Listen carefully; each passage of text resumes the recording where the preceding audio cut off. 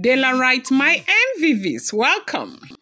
The palace of the Ooni of Ife has grown tense in recent months. Queen Naomi's influence, is rising steadily, and it's, isn't just within the walls of the royal home. It's in the public eye, among the people, and even within the sacred councils of traditional elders. She is being seen more often with the Ooni of Ife in private meetings.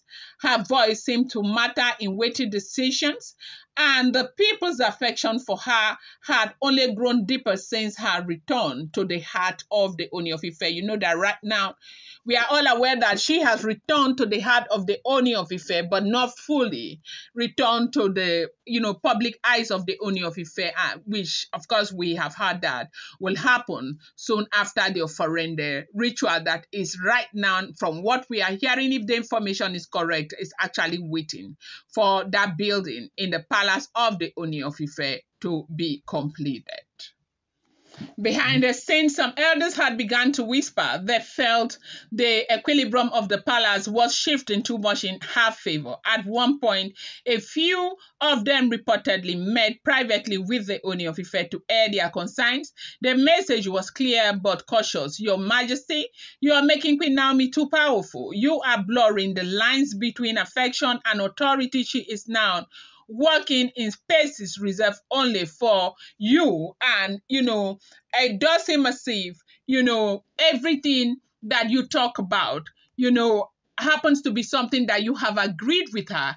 And that is the reason why the Oloris are complaining the way they are complaining. We saw the likes of Ebony and Gospel stating clearly that Olori Naomi happens to be the one who is ruling right now, because though she may not be seen like, publicly with the Ooni of Ife right about now, but you could tell the handwriting on the wall, you could tell the script that Kabiyesi is acting right now. They all feel that as though, this is all coming from Olori Naomi. Now, one of the reasons why I think these people are saying this is because they feel like this feminist that is coming from Kabiyesi, emotional feminist, is actually having an undertone, and that undertone is coming from Olori Naomi, okay? And, they feel like this is the same Kabiyesi who is very forgiving. This is the same Kabiyesi who will let everything go. This is the same Kabiyesi who believe that, okay, women are the way they are because they are emotional beings. This is the same Kabiyesi who will advocate for the well-being and understanding with women. This is the same Kabiyesi. So what has changed? They believe that the only thing that has changed right about now is his relationship and his reconnection to Olori Naomi. And you know that he's always spending time with Olori Naomi. So for them, they feel like,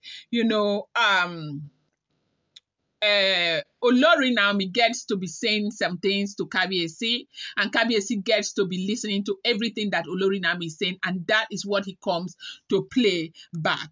But before the Oni could respond, it was said that a respected diviner who had been summoned into the matter caught through the tension in the room. The diviner looked directly at the elders and made a statement that silenced everyone. They were saying that Kabiyesi is giving Naomi too much leverage and a lot of things that is making Naomi too powerful. So now, what does that mean when they say making Naomi too powerful? They're invariably saying that if you make a woman that powerful, there may be a day where the woman would turn around and use these powers against you. And that is what it looks like they were trying to say. Okay, the point they were trying to make to, the Ooni of Ife. But these people, this diviner came and said, she was not made powerful by the Ooni of Ife. One of them, who happens to be a diviner, who is, of course, solely on the side of Olori Naomi, came out and said, Naomi was not made powerful by the Ooni of Ife. You cannot give what the gods have already placed. You only see her now because her season of covering is over, okay? Do you understand? You only see her now because her season of covering is over. Her oil has always been there. Your eyes were too clouded to see who Olori Naomi is. Naomi has always been powerful. There was a long silence after that. They say elders didn't speak again for some time. This wasn't just about Naomi attending meetings or giving advice. It was about spiritual recognition. Within Yoruba tradition, power given by the gods cannot be revoked by man, not even by kings or councils. When a woman is chosen not just by a man, but by the gods themselves, her place becomes sacred. And that is where Olori Naomi is right now. And that was what this diviner, explained to them. Welcome back to my channel. It's your girl, Della Ram. I bring you fresh and spicy juice from the source. It's still on the royals. How are you guys doing? I appreciate you guys so much. Della writes, my Della writes, my Della writes, my own people.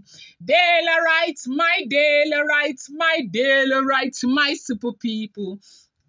Esheo, Adupeo, my people. I am grateful. I am thankful. I am on my knee. I'm saying thank you. If you're new to this channel, I appreciate you. I love you. Please, if you know you have not subscribed, what are you waiting for? Please kindly subscribe, turn on the post notification bell.